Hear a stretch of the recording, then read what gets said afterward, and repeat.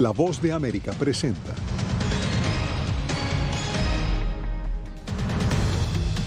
Sospechoso admite haber disparado a la multitud en la masacre de Illinois. El padre del joven también es investigado. Expectativa por la resolución de una Corte Federal de Apelaciones sobre el futuro del programa DACA. Se vienen desafíos de otro tipo. Presidente de Ecuador renueva parcialmente su gabinete tras el paro nacional. Y Estados Unidos se une a los esfuerzos para combatir la impunidad en crímenes contra periodistas mexicanos.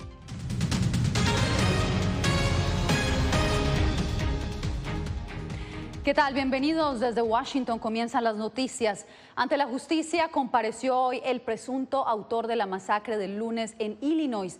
El joven de 21 años admitió hoy haber disparado contra la multitud. Mientras tanto, su padre ahora está siendo investigado. Diva Lizeth Cash, de hecho, siguió el desarrollo de esta audiencia este miércoles. ¿Qué más se conoce, Diva Lizeth, de esta comparecencia? Yasmín, Robert Crimo seguirá en la cárcel sin derecho a fianza mientras la Fiscalía y la Policía del Condado de Lake siguen investigando sobre su vida y sobre la masacre del 4 de julio, después de la cual fueron encontrados cartuchos de 83 balas y 3 cargadores de municiones en el techo desde donde disparó Crimo. Más detalles a continuación. Robert Crimo, sospechoso del tiroteo en Highland Park, admitió a los investigadores haber matado a 7 personas y disparado contra la multitud, de acuerdo a un juez del condado de Lake en Illinois que presidió la audiencia de fianza de este miércoles. El juez dictaminó que Robert Crimo III estaría detenido sin derecho a fianza y que había causa probable para retenerlo en este momento por 7 cargos de asesinato en primer grado. Hemos presentado esos cargos alegando la intención de asesinato de 7 personas. Cargos que podrían llevarlo a la cadena perpetua. Mientras tanto, salen a la luz reportes oficiales del 2019 sobre su intento de suicidio, amenazas de muerte hacia su familia e incautación de armas blancas, por lo que se cuestiona por qué el hombre de 21 años nunca fue detenido. También se desconoce aún por qué perpetró la masacre. Su motivación no está necesariamente clara. No quiero entrar específicamente en lo que le dijo a los investigadores. Sin embargo, tenía algún tipo de afinidad con el número 4 y el 7, y al revés con el 74. Falta por esclarecer cómo, pese a sus antecedentes, Crimo pudo comprar legalmente 5 armas, incluidos 2 rifles de guerra. Steve Greenberg, abogado de los padres de Crimo, dijo que el padre patrocinó al sospechoso para comprar armas de fuego antes de cumplir 21 años. El sistema está tratando de mostrar que esto es sobre la crianza de los hijos. Los padres reconocen que es una preocupación legítima. Sin embargo, es importante saber que la Policía Estatal de Illinois renovó la tarjeta de armas cuando su hijo cumplió 21 años, mucho antes de esto, sin ninguna participación de su padre. También sigue conociéndose la magnitud de la tragedia. Irina McCartney, de 35 años, y Kevin McCartney, de 37, fueron asesinados en el tiroteo, dejando huérfano a su hijo de 2 años. Otra de las víctimas fue el mexicano Nicolás Toledo Zaragoza, de 78 años. Finalmente, este miércoles se fijó una fecha para la próxima audiencia preliminar, en este caso para el próximo 28 de julio, de acuerdo al juez. Continuaremos siguiendo el caso de Lizeth. Gracias por el reporte. Entre tanto, hoy también el presidente Biden anunció la última estrategia para su plan de rescate de la economía estadounidense, que hoy enfrenta la mayor inflación de los últimos 40 años y sigue padeciendo los estragos del impacto de la pandemia del coronavirus, además de la interrupción en la cadena de suministros. Jorge Agobián nos cuenta más. La inflación en Estados Unidos está en su punto más alto en 40 años. El panorama no es alentador para los funcionarios de la Reserva Federal, quienes en una minuta indicaron su temor de que la inflación atrinchere la economía, lo que podría conducir a un nuevo aumento de las tasas de interés. El presidente Biden ha dicho que una recesión no es inevitable y este miércoles se refirió al estado de la economía. Tenemos un largo camino por recorrer debido a la inflación, como yo lo llamo. El aumento de impuestos gracias a Putin, el aumento de la gasolina debido a Putin y todos esos granos que él está impidiendo que puedan llegar al mercado. Ahora estoy luchando arduamente para reducir los costos de las cosas de las que los estadounidenses hablan cuando se sientan en la mesa de su cocina. Encuestas recientes han mostrado una percepción pesimista de los estadounidenses sobre la economía. Un sondeo de la Universidad Monmouth, publicado el martes, indica que la mayoría de los consultados considera que las acciones del gobierno en los últimos 6 meses han perjudicado su economía familiar. Jorge Agobián, Voz de América. La Corte Federal de Apelaciones de Nueva Orleans marcará el futuro de los llamados Dreamers. Este miércoles, ese tribunal escuchó argumentos a favor y en contra de este programa que ha protegido de la deportación a cerca de 800,000 migrantes que llegaron a Estados Unidos sin la debida documentación cuando eran niños.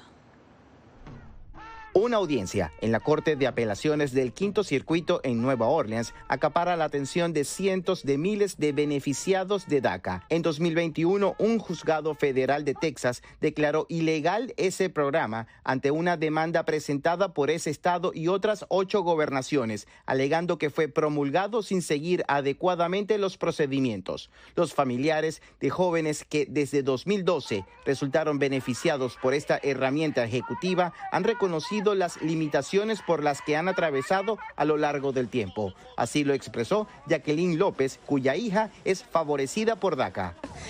Con este programa DACA ella ha podido hacer posible, ella es profesional, trabaja y estudia, pero necesitamos algo permanente porque muchas cosas no pueden realizarlo porque no tienen un estatus permanente. DACA es un programa de protección inmigratoria para jóvenes que fueron ingresados sin la debida documentación en Estados Unidos. Entró en vigencia hace 10 años durante la administración del presidente Barack Obama y a lo largo de esta década esa comunidad espera para obtener una decisión definitiva sobre su estatus migratorio. Estos jóvenes, los Dreamers, siguen estando en limbo, en una situación permanente, con el Congreso sin poder actuar, sin poder pasar legislación para darles un paso a la ciudadanía. Y es una muy triste situación. Imagínate vivir tu vida año tras año tras año sabiendo si te van a sacar el permiso de trabajo, tu licencia de conducir. José Pernalete, Voz de América, Miami. Mientras continúa en México la violencia contra la prensa, el gobierno estadounidense se une a los esfuerzos por mejorar los mecanismos de protección para defender a los comunicadores. Pero como nos informa Vicente Calderón, hay mucho escepticismo. La legislatura del fronterizo estado de Baja California se dispone a acoger una propuesta de la gobernadora para modificar el Código Penal tras el asesinato de 2 periodistas en Tijuana. La pena corporal será mayor para el sujeto activo que se atreva a lesionar a un periodista. Pero en los foros hubo pocos periodistas. El hermano de Lourdes Maldonado, una de las víctimas fatales, acudió a otro encuentro para mejorar los protocolos de protección para la prensa. Mi hermana tenía botón de pánico del teléfono, tenía todas las cosas, ¿no? No sirvió de nada, ¿no? Aunque hay un mecanismo de protección federal, buscan reforzar los sistemas locales. Hay alrededor de 16 estados que tienen ley local. Baja California no la tiene. Sin embargo, Baja California es de los pocos estados de la República que tienen un mecanismo de protección. El gobierno estadounidense respalda a los comunicadores mexicanos. Los Estados Unidos sabe que es importante para tener la libertad de expresión para una democracia. El consulado norteamericano en Tijuana acerca a expertos en seguridad. La libertad de la prensa está bajo ataque y exige una respuesta urgente. Con más de una decena de homicidios, este 2022 es uno de los peores años para el periodismo mexicano. Apenas en junio mataron al reportero Antonio de la Cruz en Tamaulipas y este mes en Jalisco, Susana Mendoza sobrevivió a un ataque a puñaladas ocurrido cuando salía de su programa de radio. Vicente Calderón, Voz de América, Tijuana, México.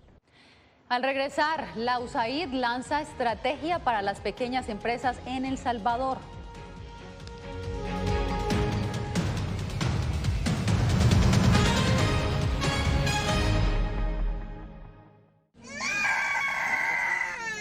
They are scared. Some of them lost their houses during bombardments. Si quieres conocer más de estas historias, conéctate en Boa Plus con Alas que Ayudan y viaja con la Voz de América en el avión que un piloto argentino puso a disposición de más de 1000 ucranianos, con niños, mujeres y personas con enfermedades que escaparon de su país, que huyeron de la guerra en busca de refugio hasta que lograron reparar sus alas rotas.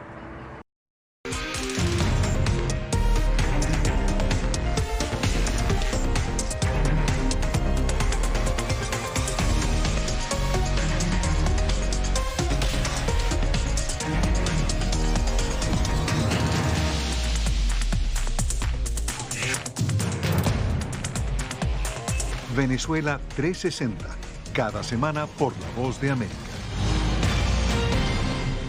¿Qué tal? Desde Washington comienzan las noticias en El Mundo al Día. Día a día, desde la capital de Estados Unidos y donde se producen las noticias que más te impactan. El objetivo es llegar al otro lado de la frontera para pedir asilo. La Voz de América te conecta con El Mundo al Día. Los hechos más allá de la noticia. Para que tomes decisiones bien informadas. En el lenguaje que quieres, donde quieras y como prefieras. Conéctate con El Mundo al Día. Actualidad. Vamos a ver otra cepa nueva y otra cepa nueva. Análisis. En realidad, mucha de esta gente va a quedar parada de nuevo y va a ser una tragedia humana. Debate. Dejen la obsesión. La obsesión la tienen ustedes. Con la información más allá de los titulares. El tema energético es algo que se está analizando. La inflación es un problema global. 30 y 50 metros están ya las tropas. Su respuesta, doctor. Todas las semanas por La Voz de América.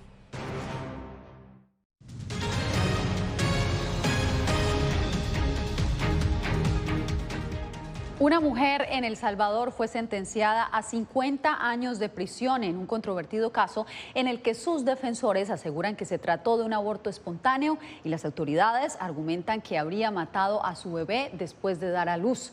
Morena Herrera, directora de la ONG Grupo Ciudadano por la Despenalización del Aborto, le dijo a la agencia de noticias Reuters que la mujer había intentado cortarse el cordón umbilical en la oscuridad después de un aborto espontáneo. El Salvador tiene algunas de las leyes contra el aborto más restrictivas del mundo. También en El Salvador, la Agencia de Estados Unidos para el Desarrollo Internacional lanzó un programa para inyectar dinero a las micro y pequeñas y medianas empresas. La estrategia es una apuesta para generar oportunidades económicas y prevenir la migración irregular. El programa de competitividad económica de la Agencia de Estados Unidos para el Desarrollo Internacional busca fortalecer a 9 micro, pequeñas y medianas empresas para que puedan crecer y exportar sus productos. El Salvador tiene una gran oportunidad en el mercado internacional, que puede significar mayores ingresos para las empresas y agricultores que producen las materias primas y más puestos de trabajo para los salvadoreños. El programa será ejecutado durante un periodo de 18 meses, con una inversión total de $1.5 millones.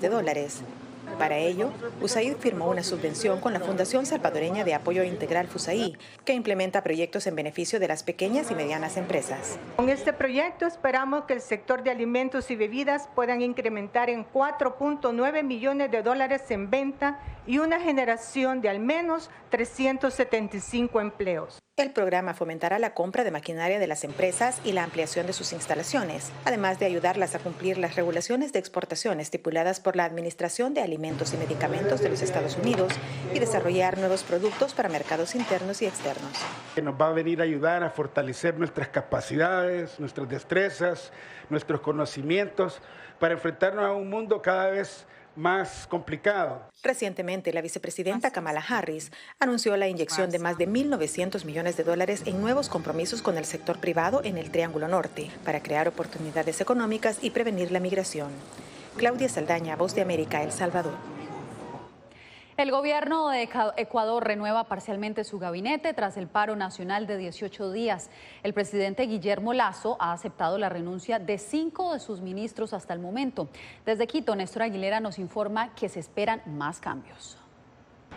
Menos de una semana después de que finalizara el paro nacional promovido por el movimiento indígena, el gobierno del presidente Guillermo Lasso concretó los primeros cambios en su equipo de ministros. El más relevante en economía y finanzas, luego de las críticas al saliente Simón Cueva por no atender la oportuna entrega de recursos económicos para temas como salud, educación y el campo. Hay que priorizar y empujar desde el Ministerio de Economía y Finanzas la ejecución del gasto social, hacer que las cosas pasen, que el gasto público llegue a los bolsillos de los ecuatorianos. El mandatario ecuatoriano dijo que la renovación parcial de su equipo de gobierno no tiene que ver con las demandas del paro. Estos cambios no han sido forzados por coyunturas o circunstancias particulares. Al contrario, obedecen al ordenado cumplimiento de etapas dentro de una visión coherente y de largo plazo. Sin embargo, evidenció durante su discurso en el acto de toma de posesión que buscará dar un giro a sus políticas hacia lo social. Se vienen desafíos de otro tipo, como el de volcar aún más la atención del campo. Algo positivo tenemos que sacar de 3 semanas de violencia, que el campo y la ruralidad nos dicen, aquí estamos presentes. Preocúpense también de nosotros. Y tienen razón. Y lo vamos a hacer. La renovación alcanza también al Ministerio de Salud y la Secretaría de Pueblos y Nacionalidades, pero no a otros ministros que fueron cuestionados durante las protestas, como los de Gobierno e Interior. Néstor Aguilera, Voz de América, Quito. El bajo poder adquisitivo de muchas familias en Venezuela ha propiciado la proliferación de negocios que ofrecen combos de comida por $1. Adriana Núñez Rabascal nos dice que estos expendios se popularizan especialmente en las zonas más humildes de Caracas. Un combo Ya es mediodía y Freddy Rangel espera su almuerzo en este kiosco del oeste de Caracas. Dentro del reducido menú eligió el combo de $1 por 4 tequeños y una bebida pequeña.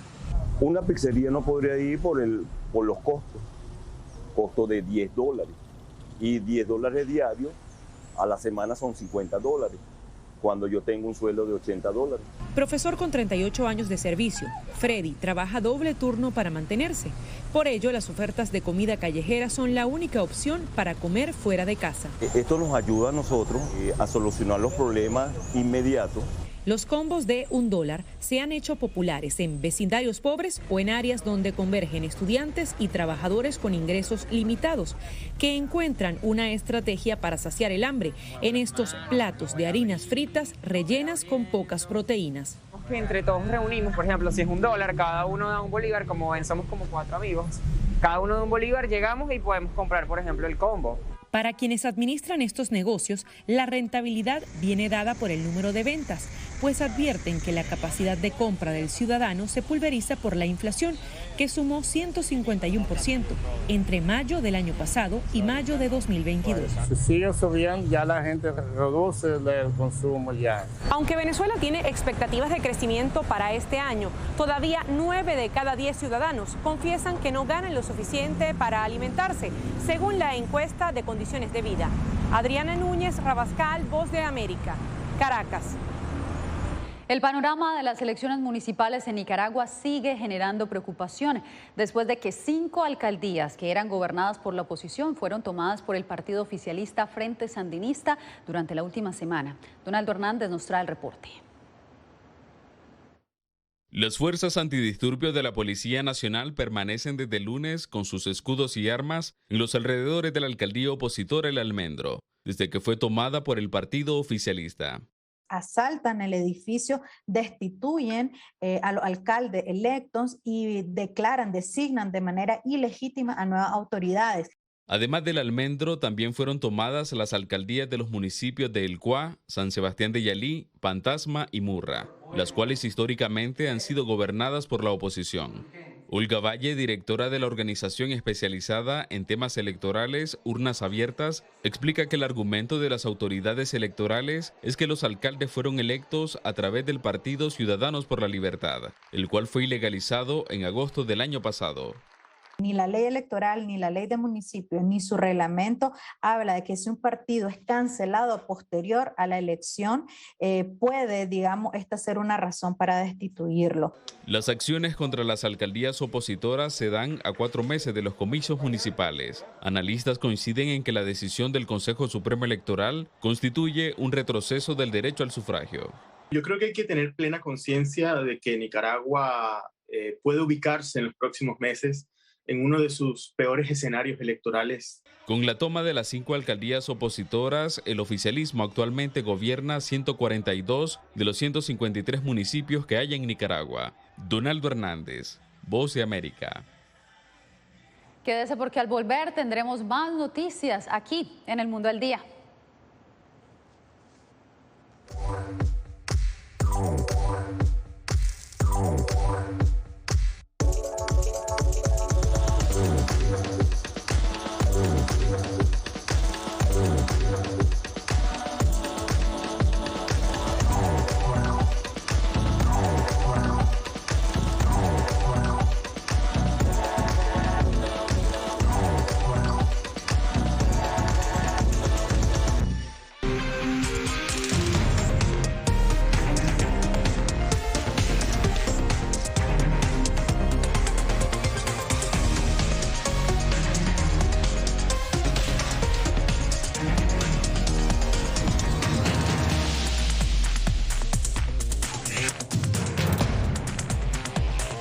Venezuela 360, cada semana por La Voz de América.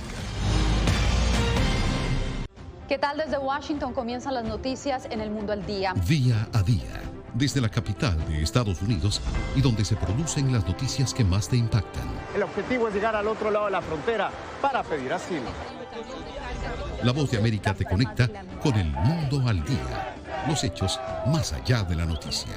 Para que tomes decisiones bien informadas. En el lenguaje que quieres, donde quieras y como prefieras. Conéctate con El Mundo al Día.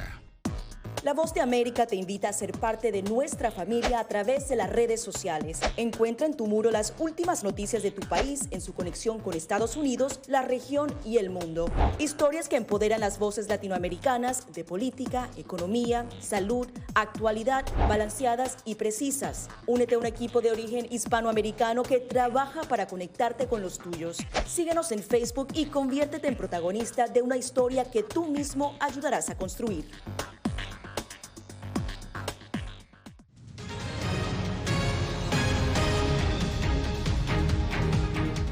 Gracias por seguir con nosotros en El Mundo al Día. Los ucranianos intentan contener los ataques de fuerzas rusas en la frontera de Donetsk, ubicada en Donbass, una región industrial ucraniana donde se habla principalmente ruso y donde están concentrados la mayoría de los soldados más experimentados. La guerra parece entrar en una nueva fase tras 5 meses de enfrentamientos. Moscú asegura haberse apoderado ya de Luhansk, la otra provincia de esa región, pero el gobernador de Luhansk niega que la provincia esté controlada completamente por los rusos. Ahora el objetivo principal de Moscú parece ser la toma de Donetsk. En Ucrania también están utilizando un software de reconocimiento facial para identificar a los soldados rusos que han sido capturados y dados de baja. La Voz de América precisamente habló con el director ejecutivo de una empresa de software y un funcionario de la policía sobre el uso de esta tecnología. Jacopo Luzzi nos trae el reporte. En la niebla de la guerra, identificar a las personas puede ser crítico. Un soldado enemigo muerto o capturado, documentación de crímenes de guerra. Por esa razón, las agencias gubernamentales ucranianas están utilizando un software donado por una empresa estadounidense para identificar a los soldados rusos vivos y muertos en el país en cuestión de minutos. Clearview AI, una controvertida empresa estadounidense de software de reconocimiento facial, ha dado a los funcionarios ucranianos el uso de su base de datos de miles de millones de rostros para verificar las identidades de los soldados rusos. El software recopila imágenes de sitios como Facebook y otros sitios web públicos. Y han podido identificar el perfil de las redes sociales en línea de la persona que ahora falleció, incluso con algunos daños faciales. En algunos casos, el gobierno ucraniano ha publicado fotos de soldados rusos fallecidos en las plataformas de redes sociales rusas para alertar a sus familias. Durante el primer mes de la guerra, los parientes rusos dijeron: estás mintiendo y nuestro hijo solo está recibiendo algún tipo de entrenamiento y no está participando en ningún tipo de actividad bélica y no está en Ucrania. En estos casos, Clearview AI es la mejor solución para proporcionar la verdad a los rusos. Muchos críticos de Clearview abogan por regulaciones más estrictas de la tecnología. Sin embargo, para aquellos atrapados en el punto de mira de la guerra, el software de reconocimiento facial se considera útil. Jacopo Luzzi, Voz de América. Noticias como esta la pueden encontrar en nuestro portal web. Encuéntrenos en vozdeamerica.com y también pueden encontrarnos en Twitter, YouTube, Facebook e Instagram. Búsquenos como @vozdeamerica. Quédese porque al volver, música y baile se han convertido en la mejor terapia para pacientes renales en Uruguay. Les contamos más al regresar.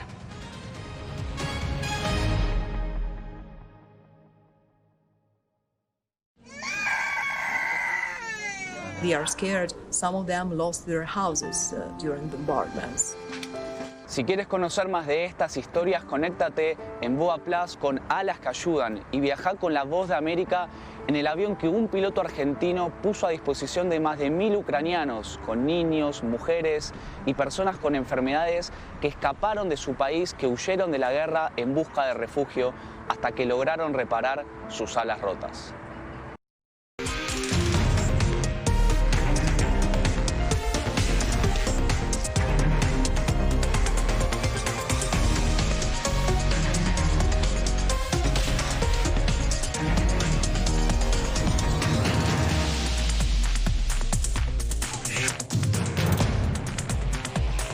Venezuela 360, cada semana por La Voz de América. ¿Qué tal? Desde Washington comienzan las noticias en El Mundo al Día. Día a día, desde la capital de Estados Unidos y donde se producen las noticias que más te impactan. El objetivo es llegar al otro lado de la frontera para pedir asilo. La Voz de América te conecta con El Mundo al Día. Los hechos más allá de la noticia. Para que tomes decisiones bien informadas. En el lenguaje que quieres, donde quieras y como prefieras. Conéctate con El Mundo al Día. Actualidad. Vamos a ver otra cepa nueva y otra cepa nueva. Análisis. En realidad, mucha de esta gente va a quedar parada de nuevo y va a ser una tragedia humana. Debate. Dejen la obsesión la tienen ustedes. Con la información más allá de los titulares. El tema energético es algo que se está analizando. La inflación es un problema global. 30 y 50 metros están ya las tropas. Su respuesta, doctor. Todas las semanas por La Voz de América.